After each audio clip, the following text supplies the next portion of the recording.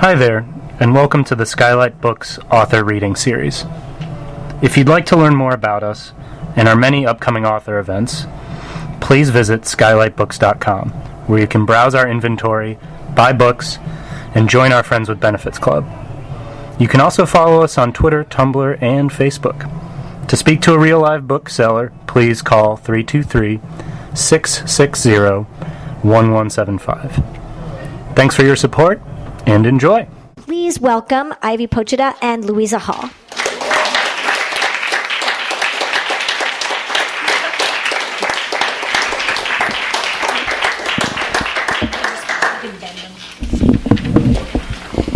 Hi. Thank you guys for coming. I'm just going to read a little bit because Ivy is much more interesting than I am, so we're going to go right through the reading. And I don't think that's true. The book is written in 5 voices. There are 5 characters in different time periods who are involved in creating an artificially intelligent doll. And then there's also the voice of the doll. In between each book, the doll gets to speak a little bit. So I'm going to start with a little bit of the voice of the doll. And then I'll read a little bit from the voice of an inventor in the near future who has created the algorithm that pushes the dolls into the category of the living, or arguably the category of the living. And then I'll read a little bit from a chapter by a character called Carl Detman, whose work is based on that of Joseph Weizenbaum, who created the first conversational computer program. So the first program that could kind of talk back to you. And he ended up turning against it because he found it disturbing that people enjoyed talking to this conversational program so much. So I'll start a little bit with the doll.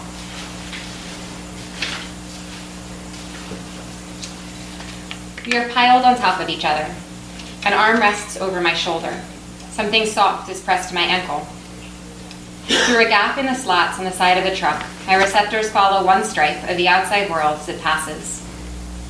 From Houston, we continue west. I follow the rush. Bright green, brick red, flashes of turquoise. A few sleek cars purr past our truck, but the highway is mostly abandoned. Through the slats, I follow segments of signs proclaiming development entrances. Palm trees lining the drives, walls dividing subdevelopments. Then, abruptly, the last buildings slide out of sight, replaced by a stripe of pale, jagged horizon. We move past outcrops lined with dead cedars, white branches bare against the blue oil vault of the sky. At first, some clinging leaves, Spanish moss, suggestions of green, an occasional wandering goat. But now the cedars thin out. The highway cuts through striated rock, silver, rose, deep red, and gold. The hills give way to desert, interrupted by occasional mesas. Centuries ago, there were Indians here. These mesas supported the shapes of braves on their horses, headdresses cutting silhouettes into the magnified blue of the sky. Now on the ridges, there are wind farms instead, descending hosts of spinning white turbines. In the valleys beneath them, silver lakes of silicon panels. Can they see us, I wonder, watching panels shift to follow us as we pass? Do they know who we are? The sideways tilt of their faces suggests an unspoken question. If they weren't out of earshot, I would start speaking. I could recount certain facts. For instance, we have been banned and marked for disposal. We are classified as excessively lifelike. Or, though this may not matter, I have a name. Your name is Eva. Do you know what that means? The solar panels stare back. All this was once ocean.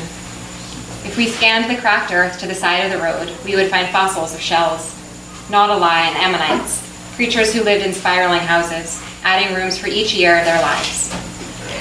Now, in this desert, it is hard to imagine the presence of water, but in fact the ocean is approaching again. In Texas alone, miles of coastline are lost every year. Families relocate to developments relocate inland, and the ocean continues approaching. At some point, the desert will be flooded again. We have already driven some distance. 8 hours have passed since I was collected. My power is fading.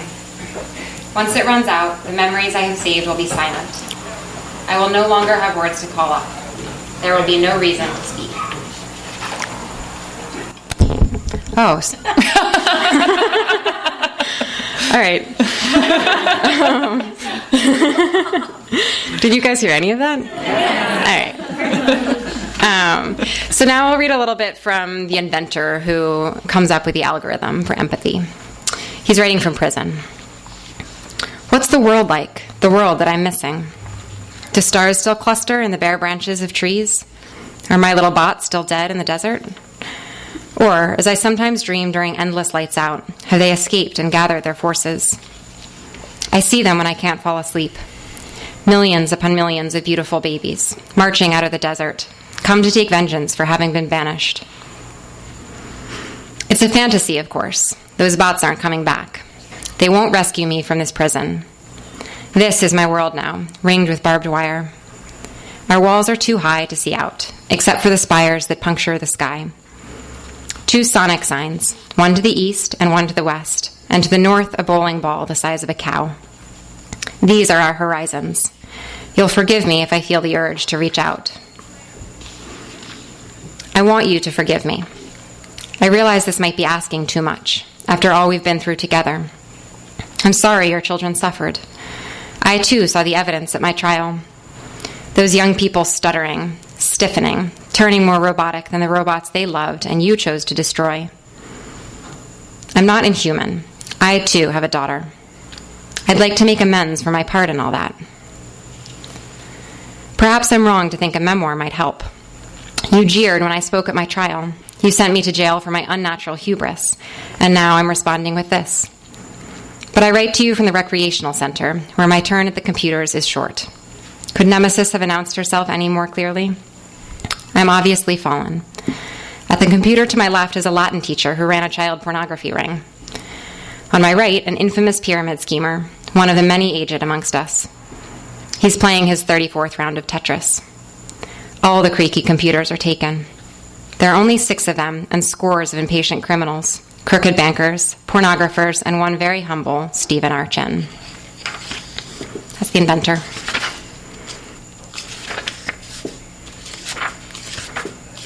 All right. So now we'll just read a little bit from Carl Detman, whose work is based on that of Joseph Weizenbaum. And he is in an argument with his wife. So his wife wants him to give the computer memory, and he thinks that the computer shouldn't get memory, that she doesn't deserve memory, that she's not human enough to get that. So they're having a fight. I'm back. I tried to stay away, but I couldn't. I even made myself a bed on the couch, but every time a car drove past, floating me in watery light, I was lonelier than ever again. And so, here I am. Even this is better, looking down at you while you sleep, or while you pretend to sleep in order to avoid me. I'll just take a seat in the armchair and watch you for a bit.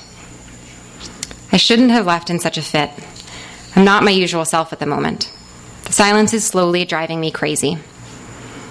Ever since you discovered my talking computer, you save your conversation for her. Have you considered how this might affect me? Coming home to such ringing silence? It's like coming home to packed bags. I can feel you leaving me. You're abandoning me for my talking computer. Our talking computer. Mary. You named her after that pilgrim girl whose diaries you're editing. Instead of a child, we conceived a chatty machine, and then you stopped talking to me. Only at night do I know we're still married. When I climb into our bed, which we've shared for more than 2 decades. When I take into account the round of your shoulder, the rough, wrinkled skin on your elbows, the heat cupped at the back of your knee. Through these months of estrangement, I've held tight to such moments.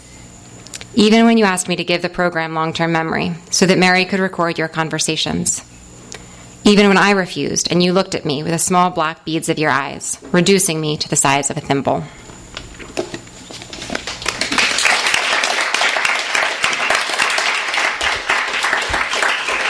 All right. Good job. Thanks. So, before we begin, I just wanted to say that I have done a lot of book events in my life, and this is the one I'm the most excited about because it's not often that you get to do. I'm about to cry. She just had a baby. That's not why. I was about to break into tears. It's not often you get to do a book event with your best friend. And as Cecil alluded to, Louisa and I do not know each other from writing. We know each other from playing squash. I was a coach at a camp when Louisa was 8 years old. I was only 14, and she was the best 8-year-old squash player ever. And we spent a lot of our adult life playing squash. We were on the national women's squash team together for 10 years, and we went to a lot of exciting places like Stuttgart and Sheffield and Medellin and El Salvador. Edmonton. Oh, that was the best, yeah. Edmonton broke us. And we both quit after Edmonton. We both quit after Edmonton. And the reason I'm actually going to bring up Edmonton was while we were there, we both realized we'd been playing squash for too long, and it wasn't fun anymore. But we really enjoyed spending a lot of time together, and we kept cooking up this plan for something we could do where we could travel the world together and still hang out. And this is it. And here we are. we both wrote novels. They both came out by the same imprint at Ecco, which is crazy. And I think we're going to get to do this a lot more in the future, but I just wanted to say this is like the coolest event ever. So that's a little bit of why we're doing this together. Not just, oh, they both played squash, go stick them up on stage. So I have to say, I'm going to ask a lot of really important questions. When you first told me you were writing a book about artificial intelligence, I was surprised, and I don't think I was alone in that. I think of you as a poet and a scholar of literature, and the person I hated playing the most. So this seemed like a real departure. But when I read Speak, somehow it all made sense to me that this is what you would write. It's a book about language and the power of words and writing, and to a certain degree about isolation and anxiety, all of which are things I know you think about. So I'm wondering what came first, the idea to write about artificial intelligence or the themes which allowed you to explore AI? I think it was the ideas behind the book that came first. So even in my first book and my whole life, as you know well, I've been interested in sort of the feeling of standing outside everybody else and existing a little bit at the peripheries and how you deal with an existence like that. So as I was researching just on my own some of the history of artificial intelligence, I was amazed and kind of intrigued by the idea that all of these characters who've been so instrumental in bringing artificial intelligence into existence, were kind of standing at the outside of humanity. And at some point in their lives, their intelligence or their humanity had come into question. So Alan Turing, who was gay and who spent his whole life sort of dreaming of a machine that would be more humane than a real human being. And all of the women who were first involved with programming the earliest computers, whose work went completely unrecognized because they were women. And the refugees from Nazi Germany, who were also integral to the earliest stages of artificial intelligence, who had equally been told that their humanity or their intelligence wasn't quite right.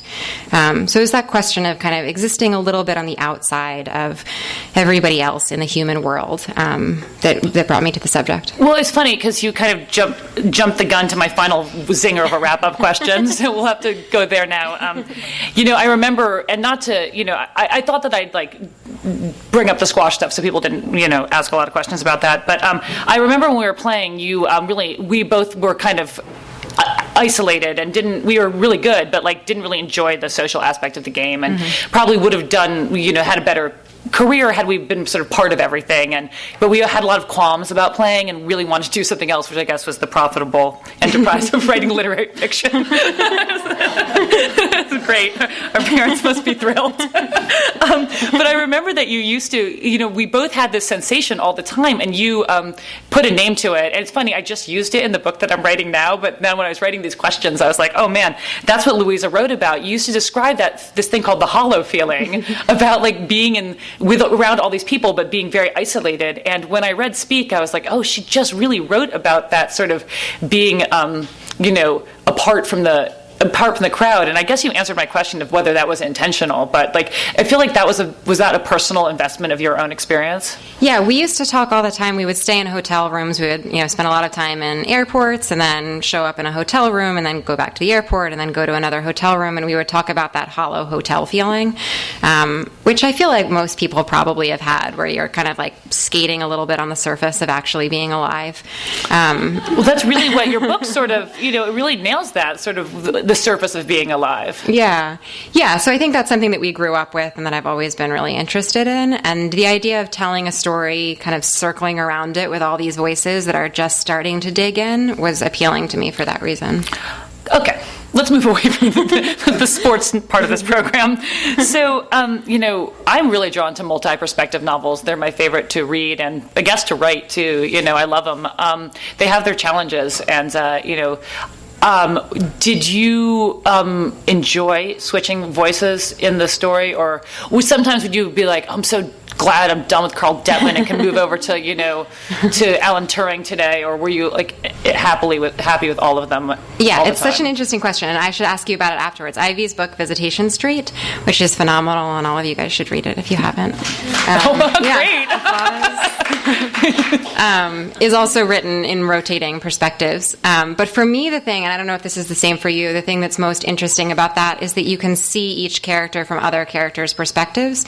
So what one character doesn't know about himself or herself, another character might. And sort of all the mistakes we make about ourselves, all the ways that we sell ourselves short, that can be kind of corrected and understood by other characters. So that kind of like circling knowledge is interesting for me for that reason. I never really thought about it that way. Perhaps I should. It seems like really, really apparent. But what drew you to that?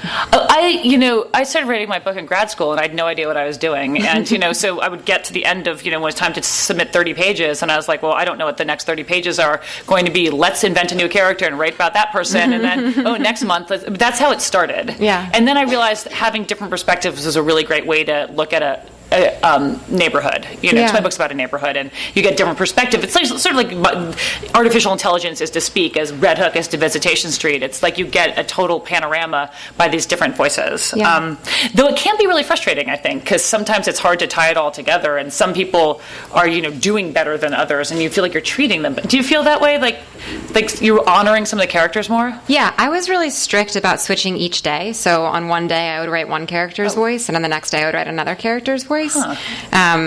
And for me, it was exciting. So I would sort of come to the end of what I had to say about Carl, and then I got to move on to Ruth. And so I could keep going in that way. That's interesting. Wow. So it was always fresh. Yeah, it kind of kept the characters fresh. It also kept them kind of related to each other. So what I had been thinking about on Tuesday when I was writing Carl was still kind of fresh in my mind when I was writing Alan Turing on Wednesday. How did you go about writing yours? I have the stupid. My editor was like, "Why are all your chapters 30 pages?" Because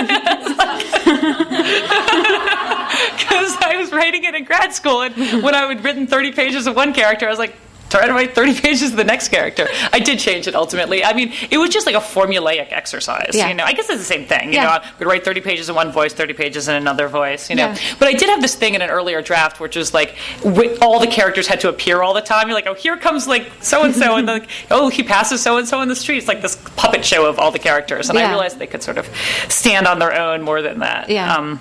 But you do a lot of like callbacks in your book, sort of like there's themes like the Nautilus comes through, and some I felt like there's a lot of references to T.S. Eliot, though I'm not the best poetry scholar, but I found like a few little like plays on words. So you really wound those through the decades.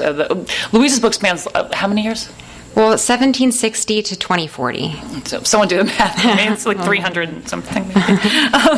So those sort of talismans that run through your book are a really kind of nifty way to tie the disparate voices together. Yeah, I didn't want it to be like weird coincidences that drew the characters together, like that I was sort of toying with their fates and drawing them all together for random reasons. I just wanted them to be thinking about similar things and to be in conversation with one another. So a lot of them like shells, and this Nautilus comes in, and a lot of them are thinking about math. They're involved in artificial intelligence, and so they're thinking about patterns of numbers. And I just wanted them to be in conversation with one another rather than sort of forced into interaction with one another. So that's how I organized it. It's funny you would use the word interaction with one another, because this is a book specifically about people who do not interact with one another. Yeah. They sort of interact more with these like voices in the past. Yeah.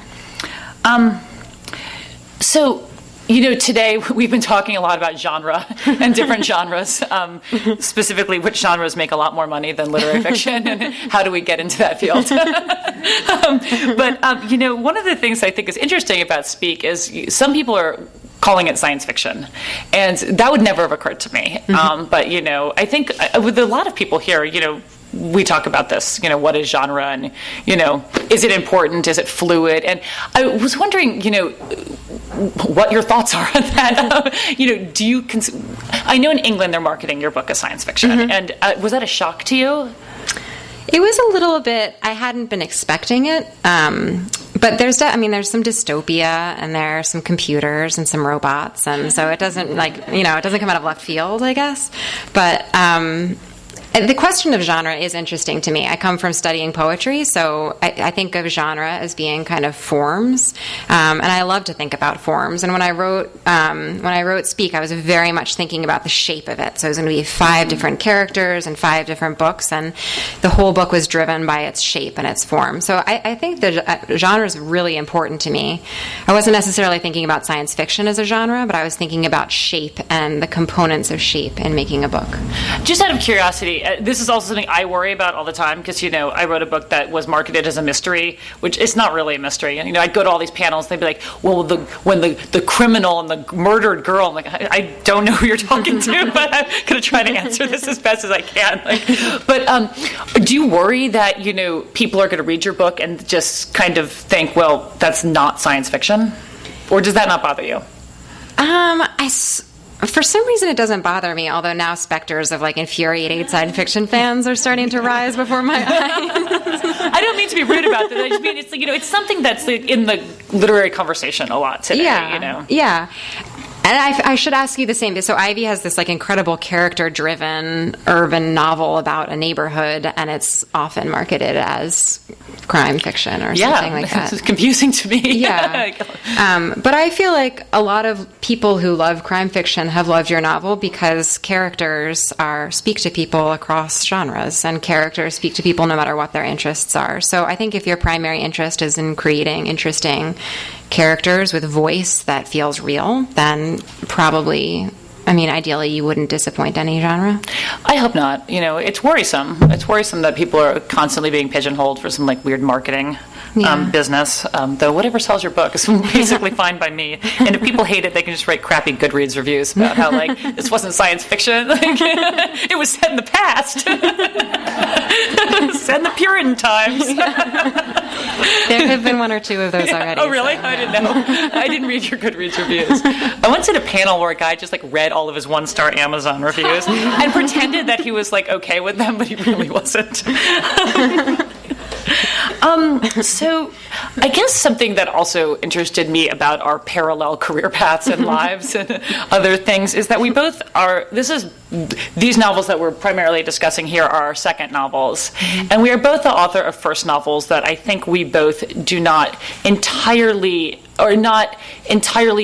happy with or thrilled by. And they didn't really set the world on fire for various reasons, and not because of any lack of good writing or marketing. I don't think I'm lying or offending you when I say they didn't just work. And for me, it was really sort of hard to get back on that horse and just still believe that it was going to work. But I did that. I was going to write a better book. And it seems like you just took a totally wildly. Louisa's first novel is to be pat about it, a modernized of Jane Austen's Persuasion, right? So it's a family story set in suburban Philadelphia, and it has really could not be any different than Speak. And my first novel is a novel about a magician who makes things really disappear, and it's really weird and bizarre. And how aware were you of your issues with your first novel when you set out to write Speak? Well, I definitely was trying to write a different novel, but also that was because I started writing Speak before The Carriage House had come out, so I wasn't reacting to kind of the lukewarm reception for The Carriage House when I started writing Speak, but I was trying to just do something different. I wanted to be intrigued by the process of it and kind of enchanted by this new form that I was wrapping my head around. So in some ways I was lucky that I started before the other book even came out, so I could just do it out of my own interest and not out of a reaction to the reception. I did the same thing, but I remember when you were talking, when your book was coming out, you were and I felt the exact same way, and I could totally relate, you could see the inherent flaws in it, you know? And not that it's bad or that there's anything terrible about it. I mean, there's certainly way worse books out there. Yeah. The book is actually really good. It's just, I don't mean to say it's bad. It's just it's not... I remember that you were slightly unhappy with certain aspects of it. And did you, really try to work through those shortcomings in this novel, or were you just put it behind you? Well, I think I very much felt like I was still on this sort of upward curve of learning about how to write a novel when I started writing the second one. And I mean, I still feel that way now. I came to writing novels maybe later than a lot of people come to writing novels. And I imagine Ivy did too, just because we were so occupied in this other career of playing squash. So, having sort of started a little bit late, I felt like I was learning really hard. Yeah. And that I could continue learning really hard and hands-on for the second one. Did you feel that way? I felt exactly the same way. I felt like I was writing my way into knowledge of how to write. I actually was like, I need to go to school to learn how to do this. Like there's like really big problems with my writing, and I'm aware of that. Though I love my first book, and I'm so glad I wrote it because it feels like a perfect record of the person I was when I wrote it, and like the stage in my life. It's like being able to look into my brain when I was like 27. Probably most people don't want to do, but I love that aspect of it. But I also I felt like when Visitation Street was coming out, there was this huge sort of push to like sweep that first book under the rug. Like they never talk about it. So like I mean, I would think, I got like nominated for a first novel prize. And I'd say, well, it's not really my first novel.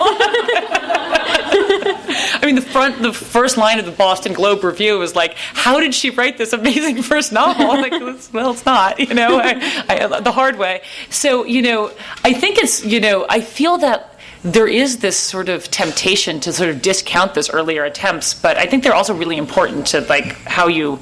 I'm so glad I did it. Yeah, I think for me, having come from a sort of, athletic background, I didn't have much of a background in writing, it gave me permission to think of myself as a writer, and then based on that, I was able to much more seriously engage with the next novel. So because I thought of myself as a writer, I could really be ambitious and kind of study the form of all these different kinds of writing and really try to do the sort of most ambitious possible novel that I could do. So that's exactly how I thought about it. I thought, I want to just like take a big swing and take a bite out of life. But I thought, well, I really, if I never get to write another book, I want to write the book that, just give it one, like, write everything into this one book. Because I don't think you get a third chance. Yeah. That was what seemed to be the case. Should we take some questions? Yeah. I was really curious about what you said about the shape, and you mentioned 5 characters. Could you talk more about what you mean by that? Yeah.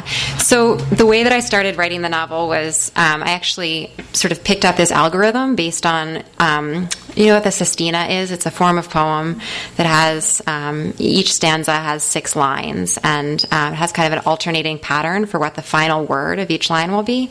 So I took that kind of alternating numerical pattern and wrote 5 books with alternating voices according to that pattern. So the idea was kind of to write it the way a computer would write a book, like according to an algorithm.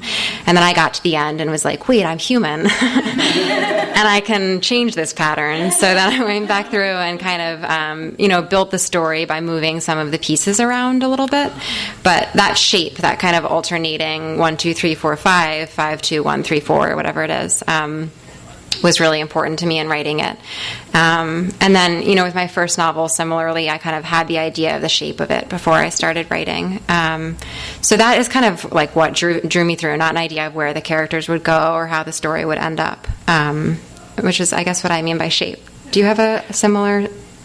Yeah, it's less sort of rigid, but it's sort of a feeling, It's sort of, where I want things to sort of collapse towards the end or explode in the middle. I do like to alternate things, in some kind of pattern, but I think at the end it does all fall away, because if it's too rigid, it just seems the same thing like with the 30-page chapters. Like, why are, if you are human and you can't sort of, unless you're writing a really, really technical novel, like that doesn't quite work. Yeah.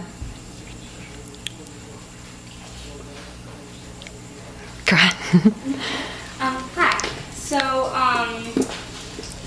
I was thinking when you were talking about writing from the voice of Alan Turing, I was thinking about the, Theory of Everything movie that came out, and so my question was, like, kind of what is it like to write a fictional character that is something that other people have written that same fictional character based on that same person?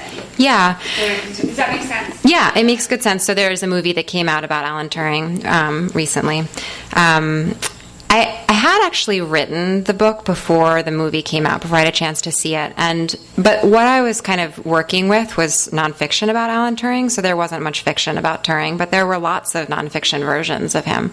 So the question I had to ask was, why not just write another nonfiction? Why fictionalize a character who actually existed? And so for me, what that was trying to inhabit a voice. So I wasn't trying to replicate what actually happened in his life, but try, if I could, to inhabit a voice that I imagined that he might have. So it was a question of voice more than biography. And then when the movie came out, I didn't see it. So. But I think you made a really interesting choice that sort of, I guess, was what I thought was a smart choice, was that you wrote about a very limited part of in the Alan Turing chapters. Alan Turing is writing to the mother of the guy he's sort of in love with in boarding school. So it's this very like finite slice of his life. We're not going into huge biographical detail. It's sort of just like his emotions directed towards this woman. Yeah. The letters directed toward this woman about her son. So you kind of sidestep that, am I getting Alan Turing right? Yeah. It's just his voice and just these letters. Yeah. And I think that was a really smart decision. Thank you. I always find it odd. It's really hard to sometimes I write a book where everyone's imagined and then there's just like one real person like floating around in there. And you did a really good job of balancing that. So congratulations. Maura, did you have a question? Oh, yeah, kind of following up with that. I was curious about the research element of your book and sort of how you integrated doing research on AI and algorithms and niche subjects with the process of like creatively conjuring these voices. Yeah, so similarly, it was kind of this balance between I could just explain the history of AI, which is what the book is largely concerned with, or I could try to sort of focus on very limited small parts of that history and bring them to life with voice, which is really what my main concern in writing the book. And in terms of the research, I did do a lot of reading of biographies, a lot of Turing biographies. Carl Detman is based on a real character, Joseph Weizenbaum, or his life isn't based on Joseph Weizenbaum's, but his work is, and then his reaction to the work. So I read, everything that Joseph Weizenbaum has written. I chatted with a lot of chatbots, like way beyond when I needed to stop chatting with chatbots. Just like try to collect as much information as possible and then focus, like Ivy was saying, on like really narrow aspects of that so that I could feel free to bring them to life instead of feeling like I needed to replicate things.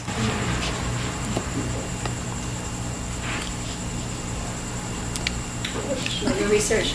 So you talked about being really regimented about how you wrote each day. You'd start a new character, and with your research, I know for a lot of writers, it's really easy to get down the rabbit hole with the research and get really excited about things. Did you give yourself structure around that as well? Yeah. And did you do it all before you started, or in between? I did it mostly as I was writing, which I think for me worked really well. So I kind of got some momentum of writing these voices going, and then kept researching as I was going so I could integrate what I was researching as I was writing. So that kind of prevented me from doing the 3 years of learning everything about Turing and then being like, whoa, I have to spend 7 years on Joseph Weizenbaum and never writing the book. So kind of doing them simultaneously was really helpful for me. But I don't know, Ivy's book is intensely grounded in one neighborhood, and it would have been easy to go down a road of just figuring out everything about the neighborhood before writing. I mean, I live there, so, is largely based on my experience, and I can't do research. I'm really bad at it. I went to the Brooklyn Historical Society and looked at a whole bunch of pictures of Red Hook, and then honestly, I spent the entire time looking at a picture of this one bar that I went into all the time. And I was like, well, that's what I'm drawn to. I'm just going to write about that. Yeah. Research and I'm not like that academically inclined. It's not great. It's true, though. Yeah. Yeah, question about talking about the focus form. And I was wondering how the poetry might inform the voice of the characters. Do you find the poetry form as kind of giving a rhythm to a particular character? Yeah, I definitely feel as though I'm kind of using rhythm as I'm writing voices a lot. Sometimes I find myself slipping into writing them all in iambic rhythm, which is not right. People don't really talk iambically. But I do, I say every line that as I'm writing out loud, and I'm kind of listening for how the beats fall. So I think poetry affects that. And then I think also just, the poetry that I read ends up dumping into the books that I'm writing as well. So there's like T.S. Eliot is kind of quoted throughout it, and a lot of the poetry in the 17th century that I was studying ends up coming in various forms throughout. There's Milton in there. So just using those poems that I love as kind of little reference points throughout is influential for me as well. So are you actively writing poetry now, or are you kind of more in just like pure fiction writer mode? I've been in pure fiction writer mode for a little while now, but sometimes I think I should go back to writing some poetry to sharpen those muscles a little bit. But it did feel like, I mean, like what we were saying before, kind of coming late to writing and having so much to learn. Now that I've switched to writing fiction, it feels like I should be dedicating every hour to figuring everything out instead of wasting my time writing poetry. But you also studied poetry for a PhD, so Yeah. you know, there's that aspect was really prevalent in your life. Any more questions? Yeah, Katie. Bogart, your time. No worries. So, since Ivy, you were saying that it was like you were like mildly surprised that she was writing a book about artificial intelligence. Yeah. I was wondering what your like personal history of your interest in it was. Yeah. I mean, I was really interested. I thought I wanted to be a psychiatrist or study neurology for a while, and I finished my pre-meds and that I was going to go down that path. So I've always been kind of interested in stories about how the brain is built and the chemicals of emotion and the mechanics of emotion. So as a kind of side effect of that, I've always been interested in how you build artificial brains. So the research started that way, and then I got involved in all the characters and kind of went down that rabbit hole. Yeah. Could you both talk about, you seem to be expert in pushing parts of your life away. How does your job and the rest of your life feed your writing? How do you look on your writing? Do you see it as a reward or as a discipline? Or how do you find the rhythm to enter your writing? And do you feel it's prescriptive in any way? Well, I don't have a job outside of writing. I mean, that's what I do. I do some freelance editing, but, you know, that informs it. But I just, you know, I kind of center my day around it. And if possible, you know, life, I have to imagine that and be fair enough to admit that life gets in the way more often than it doesn't. And not to, you know, beat myself up about that. But, you know, at a certain point, as I've progressed and gotten older as a writer, things do fall away. And, like, you have to let them go. You know, there's things that I can no longer be involved with because writing takes up so much emotional time.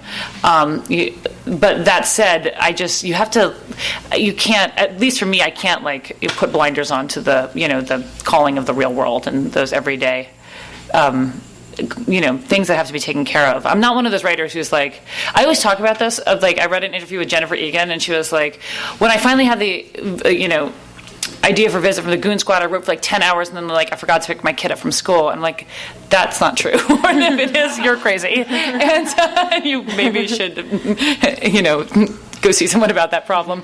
But I just, you know, it's part of my life, and it's the most important part on some days, and then other times it just can't be. Yeah. Ivy has a baby, so for that reason, it's like, you know, that is an even more kind of pressing concern for her. I don't. And so I have, like, I could probably write for 10 hours and I wouldn't be forgetting to pick anybody up at school. But I think, you know, life does get in the way, and I imagine if I were to have a baby, I would probably stop writing to go pick them up at school as well. So you teach, or how do you just write full-time? I have been teaching, so throughout writing this book and my first one, I was teaching as well, and finishing my PhD and writing a dissertation. So there were a lot of other things at the same time. And for me, it actually sort of helps. Like, I wrote in a contained amount of time. I loved it. It was my treat that I got to do before I went off and did the other kinds of work that I did. It's harder to have the whole day free to write. In some ways, it's like unlimited writing time can be kind of frustrating. So just having 2 hours and getting to do it and having it be a luxury, you know, kept me moving kind of quickly. And you made the decision not to have kids in terms of... No. I don't know that that's over necessarily. I was reading that women of achievement statistically have no children. It's almost as if guarantee almost statistically of success. I was reading this recently. I was like, oh my god. I guess I should just give up now. Liz, you're done. I haven't like decided that I don't want to have kids so that I can be a writer. I'd like to have kids one day. You should probably put aside that writing career. But I think actually there's a lot of writers. It's a big part of the dialogue of writing, especially female writers, is how you balance that with kids. And I think it actually is a job that you can do very well with kids. And, there is a huge dialogue going on about, what the checks and balances of parenthood and writing are. And in fact, there are organizations dedicated to discussing that and, promoting the fact of parenting and writing as symbiotic. Yeah. And people often talk about, though this is not, when you have children, you'll hear this a lot. People are like, oh my God, you must be so much more creative. Your brain is in this new place when you have a kid. And, people do, it's a little crazy, but people do say that. I have not yet experienced that, but I've been told enough times that, so there's that to look forward to. And they're great, I know, one day, I'm sweating. It is hot here. One day, or a lot of the female writers that I most admire have, 1 or 2 or 3 kids, and I do think it's very possible to do both, although challenging, I'm sure. Ask Shirley Jackson. She had a whole brood of them. Yeah. Okay. Yeah. Okay. I wanted to one more time say how exciting it was to sit here and talk to you. Thank you so much for doing this. Ivy has been my best friend forever, and it's such a thrill to be. I've been copying her since I was a little kid. She would get an acid green coat with fur in the hood, and I would be like, Louisa, you're 25 when you did that. Is to get the same coat. But then also, she got those shoes, and I was like, those are nice. And then Louisa called me, she's like, guess who's publishing my book? I was like, oh my God. How did you pull that off? Okay, thank you so much for coming out.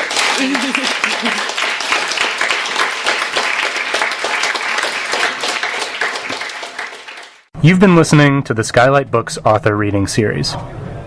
Don't forget, you can listen to this and all our other great podcasts at skylightbooks.com. Thanks again for stopping by, and we hope to see you soon.